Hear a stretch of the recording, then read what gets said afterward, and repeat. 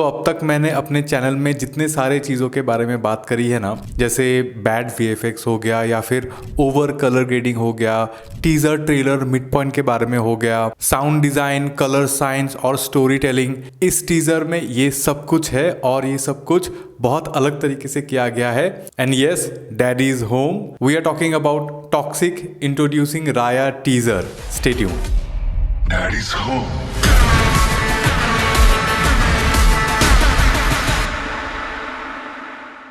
तो ये जो टीजर है ये शुरू होता है with a montage of footages. मतलब हमें बहुत अलग अलग तरीके के फुटेजेस दिखाए जाते हैं एक ही सीन के, एक ही शॉट के।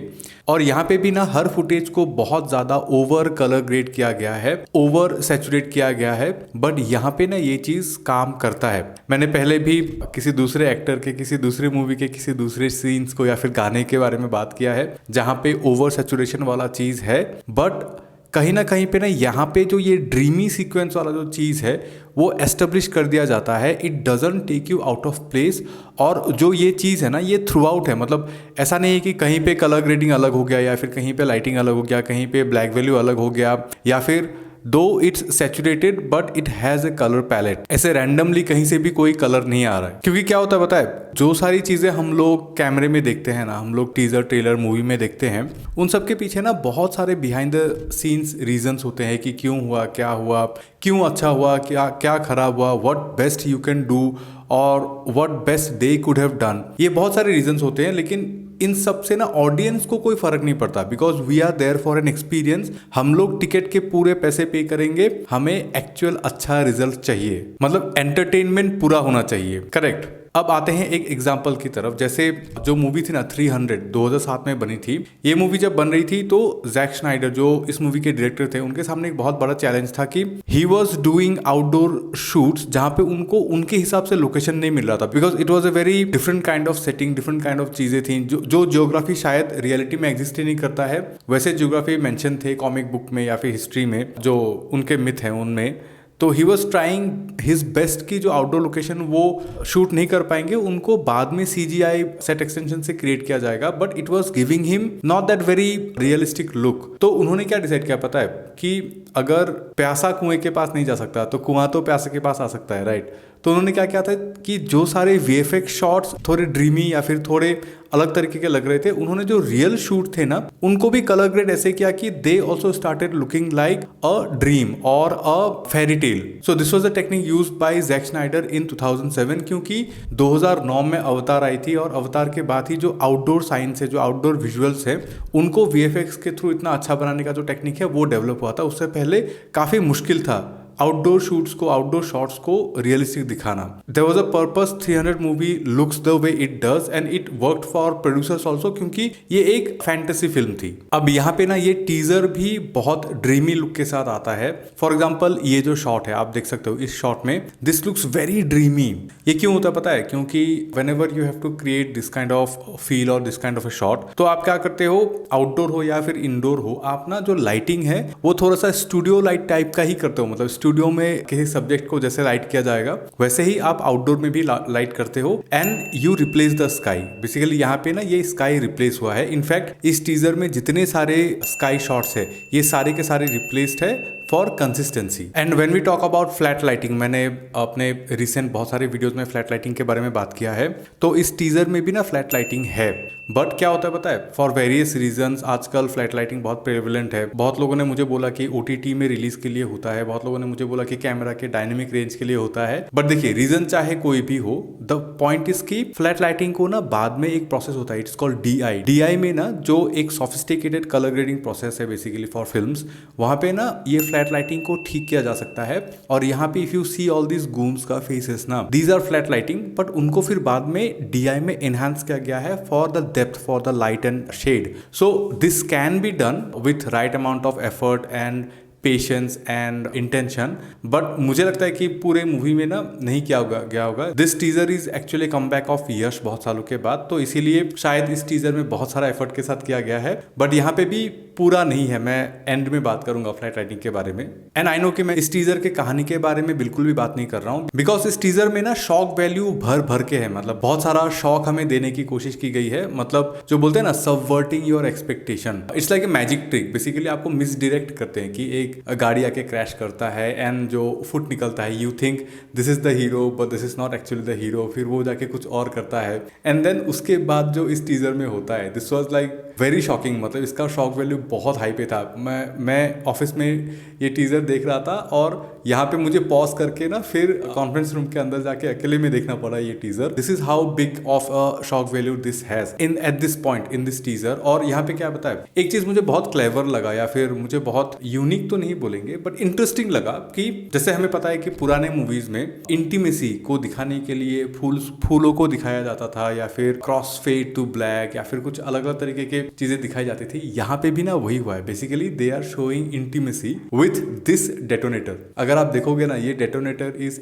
Exactly doing the thing they can't show in camera on in a teaser on screen. जो वो नहीं दिखा सकते ना, वो लोग दिखा रहे हैं इन अ वेरी क्लेवर वे, जो मुझे काफी इंटरेस्टिंग लगा। I know this is not unique, ऐसी चीजें पहले भी बहुत हुई हैं, बट यहाँ पे अचानक से इस टीजर में ये देख के एक शॉक वैल्यू आता है and it's cringe also, it's funny also, it is dark also, everything is there actually. And पता है the main reason of doing this is to make the audience uncomfortable. इसको इन अ वे, मतलब YouTube language में इसको rage baiting बोलते हैं, तो बहुत सारे क्रिएटर्स करते हैं। संदीप रेड्डी वंगा भी अपने मूवीज में डायलॉग्स के थ्रू करते हैं रेज बेटिंग। मतलब उनको चाहिए कि लोगों को गुस्सा आए, लोग अनकंफर्टेबल हो और उसके बारे में बात की। जैसे धुरंधर में वो लाल स्क्रीन था। So these things are intentional. और जो मैंने कहा था कि इस टीजर में जो कलर ग्रेड है दैट इज क्रैंक्ड अप टू 11, तो यहाँ पे देखिए क्या है ना कि हर मूवी का एक पैलेट रहता है, तो पैलेट के हिसाब से ना हर कलर का शेड थोड़ा थोड़ा चेंज होता है। मतलब किसी किसी मूवी में ना जो रेड है ना, वो रेड भी थोड़ा सा ग्रीनिश दिखेगा आपको,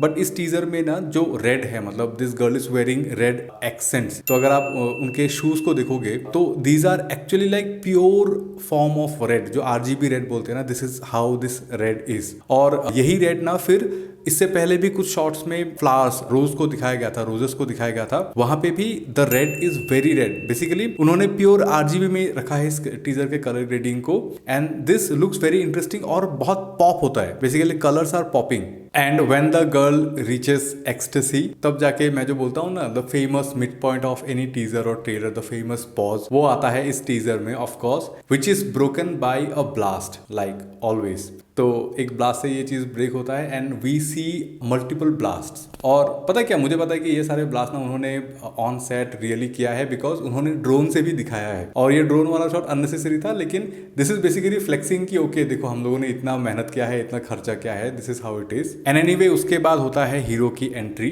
एंड देखिए अभी क्या है ना कि बैड VFX, मैं हमेशा बोलता हूँ कि बैड VFX इज बैड। यहाँ पे भी ना ये जो शॉट है, बेसिकली जो फुट से वो गाड़ी के पीछे के दरवाजे को खोल के आते हैं, तो फिल्म मेकिंग में एक चीज होता है कि रिलेटिव लाइटिंग। मतलब अगर आप कोई चीज कंपोजिट कर रहे हो तो आपको रिलेटिव लाइटिंग को ध्यान में रखना होता है। रिलेटिव लाइटिंग मतलब कैमरे के डायनेमिक रेंज को आंखों के डायनेमिक रेंज के साथ मैच करना। बेसिकली बोलते हैं कि specially inside like indoor car shots, मतलब कार के अंदर वाले शॉट्स जब आप शूट करते हो ना, तो द थंब रूल इज की always expose for the inner side of the car. मतलब अगर आप कार के अंदर दो बंदों को शूट कर रहे हो तो एक्सपोज ऐसा करो कि कार के अंदर के बंदे दिख जाए, बाहर थोड़ा सा अगर ओवर एक्सपोज भी हो जाएगा तो भी चलेगा। बट यहाँ पे क्या पता है, ये जो शॉट में ना जो जूता जितना ब्राइट है, डोर भी उतना ब्राइट है और आउटडोर भी उतना ही ब्राइट है, which is not possible. So this is actually a VFX shot, but this is cringe, but कहीं ना कहीं पे it works because it makes you feel like कि जो आने वाला है, जो हीरो है, ही इज सो बिग कि रियलिटी शैटर्स, मतलब रियलिटी इज बियॉन्ड कॉम्प्रीहेंशन। आप रियलिटी से उसको डिपिक्ट कर ही नहीं सकते, तो इसीलिए ये VFX करना पड़ा उनको।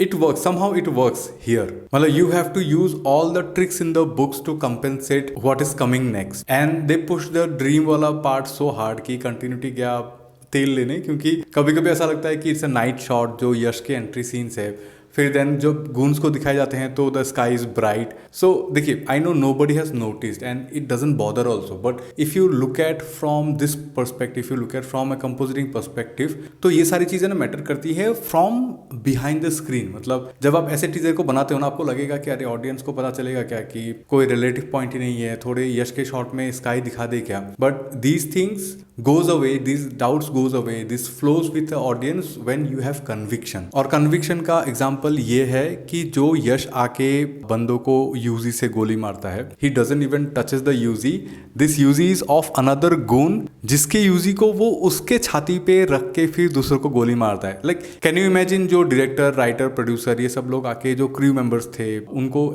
ये जो सीन्स समझाया होगा कि देखो हीरो आएगा and he'll basically put his foot on another person chest, जहां पे यूजी रहेगा और फिर गोली चलेगी और सब लोग मारे जाएंगे. तो गोली चला कौन रहा है, ट्रिगर कैसे प्रेस हो रहा है, डजंट मैटर. कन्विक्शन इतना स्ट्रांग है कि यू फील कि okay this is so cringe but still you enjoy. And this is something जो मैंने पहले कभी नहीं देखा था किसी भी मूवी में. इनफैक्ट KGF 2 का जो टीजर था उसमें भी जो यश रॉकी भाई बेसिकली जो अपना सिगार जलाते हैं ना, सिगरेट जलाते हैं वो बैरल के हीट से, वो भी मैंने पहले कभी नहीं देखा था कहीं पे भी. फिर बाद में पता चला कि वर्ल्ड वॉर 2 के टाइम पे it was a very normal thing for the soldiers to do. But जो भी है मैंने कभी नहीं देखा था, और ये भी मैंने पहले कभी नहीं देखा है इस टाइप का एक्शन, मतलब इस टाइप का टेक्निक किसी भी मूवी में. सेम गोज विथ जो किंग का जो शाहरुख खान का रिलोड था, ऐसे मुंह पे बंदूक रखे रिलोड, ये भी मैंने पहले कभी नहीं देखा था. So these are few examples which makes me excited for film making. But जो भी है, Yash is back, daddy is home and daddy is here and this is so cringe. मतलब वो इंग्लिश में बोलते हैं and all, but you see beyond the logics of this teaser. You see कि he is telling this to all the other creators जो इतने दिनों से मासी मूवीज बना रहे हैं KGF से आज तक, कि the real baddie, the real daddy is here. And this is so massive, मतलब this is so on your face कि जब यश की एंट्री होती है ना, तो जो बैकग्राउंड म्यूजिक है वो भी वो एयर हॉर्न है. Daddy's home. जो एयर हॉर्न यूट्यूब में या फिर बहुत सारे मीम्स में वायरल है, उसी एयर हॉर्न के साउंड को लेके उन्होंने बैकग्राउंड का स्कोर बनाया है. This is so self aware ये जो टीजर है. एंड जो मैंने बोला था कि फ्लैट लाइटिंग के बारे में, देखिए अभी यश के ऊपर ना the lighting is completely flat, but I guess this is the reality, this is it, जो भी है वही है. And this was a teaser for toxic. So do let me know what do you think about this teaser. क्या इसने आपको थोड़ा trigger किया, क्या इसने आपको अनकंफर्टेबल किया, आप मुझे बताना कमेंट करके. Do not forget to hype this video and do let me know what do you think about this video. This is Shamim, you are watching की बाकी भी. See you in the next video.